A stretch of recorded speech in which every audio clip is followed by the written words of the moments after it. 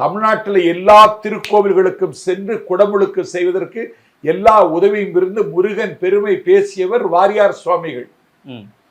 திருமுருக கிருபானந்த வாரியார் அவர் தான் இந்த நாட்டில் முருகன் பெருமையை பேசியவர். நான் சொன்ன அருணைநாதருடைய திருப்புகளுக்கு உரை எழுதியவர். கந்தர் அலங்காரத்தை பற்றி நாளும் பேசியவர். உனக்கு கந்தர் அலங்காரத்தை பற்றி பேசினியா? கந்தர் அனுபூதியை பற்றி பேசினியா? திருப்புகளை பற்றி பேசினியா?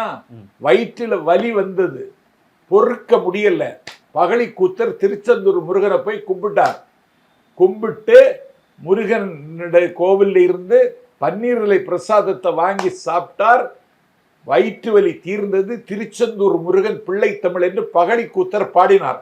இந்த பரதேசிகளுக்கு தெரியுமா? இது இல்ல, நாகரிகமாவே பேசலாம். பரதேசிங்கிறது அநாகரிகமா? இல்லையே. அது மாதிரி இந்த நாட்டுல அதே திருச்செந்தூர்ல ஊமையாக இருந்தவர் குமரகுருபர் வாய் பேசணும்னு சொல்லி வந்து வணங்கினார். என்னாச்சு தெரியுமா? புள்ளிருக்கும் வேலூர், இன்னைக்கு அது வைத்தீஸ்வரன் கோவில், இந்த நாட்டில் ஒரு அங்கீகரிக்கப்பட்ட திருத்தலம். அது சைவ திருத்தலம். அங்க ஒரு முருகன் இருக்கான், அவருக்கு பேர் குமாரசுவாமி. அந்த குமாரசுவாமியின் பேரால பிள்ளை தமிழ் பாடினார் குமரகுருபரர்.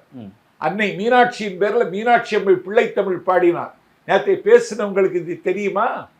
அண்ணாமலை ரெட்டியார்னு சொல்லி கழுகுமலைக்கு பக்கத்துல ஒருத்தர் இருந்தார், அவர் காவடி சிந்து பாடினார். இது உங்களுக்கு தெரியுமா?